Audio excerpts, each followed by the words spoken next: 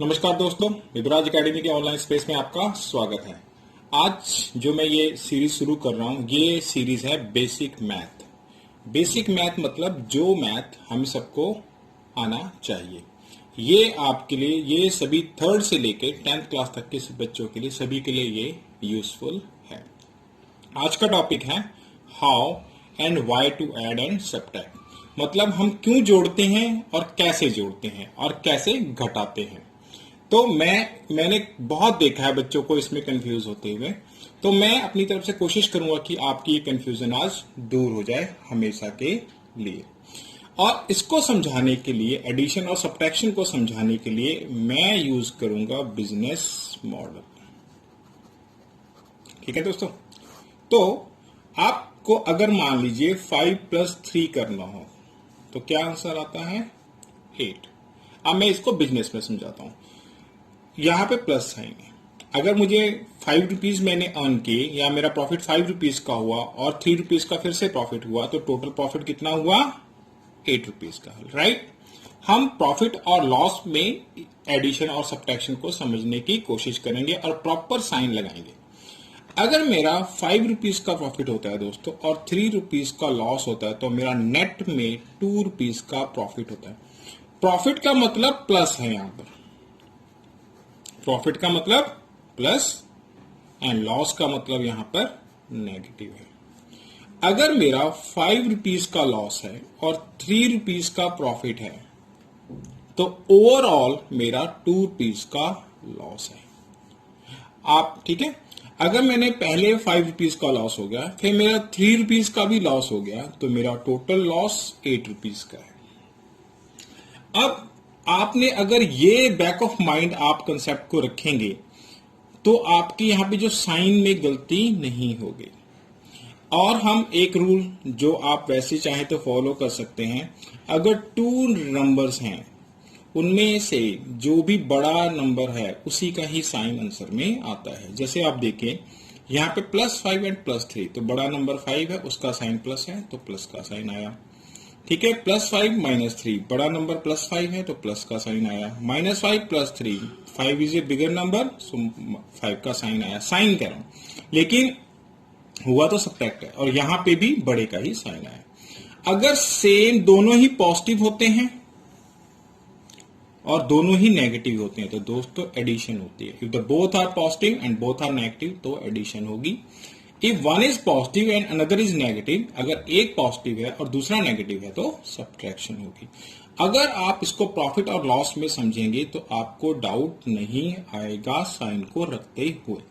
मैं एक बार फिर से, सपोज कीजिए आपने 4 रुपए अर्न किए और 5 रुपीज का आपका लॉस हो गया, तो आपका ओवरऑल क्या होगा? फायदा या घाटा? तो दोस्तों अगर आपने 4 रुपए का प्रॉफिट कमाया पहले और 5 रुपए आपसे खो गए, यानी कि लॉस हो गया, तो आपका ओवरऑल घाटा होगा 1 रुपए का।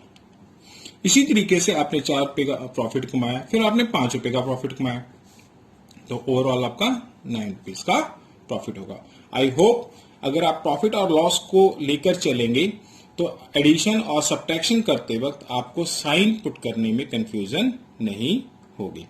इसके बाद ये तो हमारी एडिशन और सब्ट्रैक्शन हो गई। ठीक है। एक मैं और आपको एडिशन में एक बात समझा देता हूं, वो है प्रिंसिपल ऑफ होमोजेनिटी। वो हमारी अलजेब्रा में लगती है। ठीक है, अलजेब्रा में। सपोज मैं आपको एक क्वेश्चन देता हूं, मेरे पास 4 बनानास हैं और 3 एप्पल्स हैं, तो इनका आंसर क्या आएगा दोस्तों? 4 बनानास + 3 एप्पल्स को हम ऐड नहीं कर सकते। वह क्यों नहीं कर सकते? क्योंकि प्रिंसिपल ऑफ होमोजेनिटी ये कहता है कि ये दोनों चीजें अलग अलग हैं। तो अगर मेरे पास सेम चीजें हों, 4x + 3x, अब ये भी यही है और ये भी यही है, तो ये मेरा, जैसे फॉर एग्जांपल ये 4 एप्पल हैं, ये 3 एप्पल है, तो 4 एप्पल + 3 एप्पल 7 एप्पल। ठीक है। ये है हमारी प्रिंसिपल ऑफ होमोजेनिटी। एक और मैं एग्जांपल दे देता हूं, हम 4x² + 3xy², क्या हम इसको ऐड कर सकते हैं दोस्तों? नहीं कर सकते, बिकॉज ये अलग है और ये अलग है, ये लाइक टर्म्स नहीं है, क्योंकि यहाँ पे x² है और यहाँ पे xy², तो हम इनको ऐड और या ऐड भी नहीं कर सकते, सब्ट्रैक्ट भी नहीं कर सकते। लेकिन अगर हमारे पास सेम टर्म्स हो, अब जैसे इस क्वेश्चन का आंसर क्या आएगा, पहले हम इन दोनों को ऐड कर लेते हैं because they are like term. 4 + 2 दोनों ही प्लस के हैं, तो ये 6xy हो जाएगा माइनस 7xy। अब इसमें भी सब्ट्रैक्शन पॉसिबल है दोस्तों, तो आपका आंसर आएगा -xy। माइनस यहाँ पे साइन क्यों आया दोस्तों, बिकॉज जो यहाँ पे बड़ी नंबर है, बड़ा नंबर माइनस में है। मेरा 6xy का प्रॉफिट हुआ, 7xy का लॉस हुआ, तो ओवरऑल मेरा लॉस हुआ, माइनस आएगा। ठीक है। अब दोस्तों हम एक प्रिंसिपल ऑफ होमोजेनिटी में एक और क्वेश्चन को डिस्कस कर लेते हैं। अब मैंने आपके सामने एक स्टेटमेंट लिख रखी है, ये अलजेब्रिक स्टेटमेंट है। अब यहां पर 2x और 6x भाई भाई हैं, क्यों? क्योंकि ये दोनों लाइक टर्म्स हैं, एक जैसे हैं, तो हम इनको ऐड कर सकते हैं।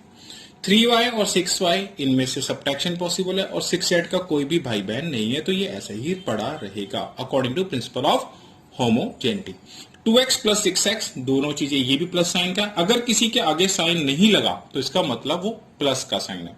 तो 2x और 6x, मेरा 2x 2 रुपए का फायदा हुआ और 6 रुपए का फायदा हुआ, तो टोटल 8 रुपए का फायदा हुआ।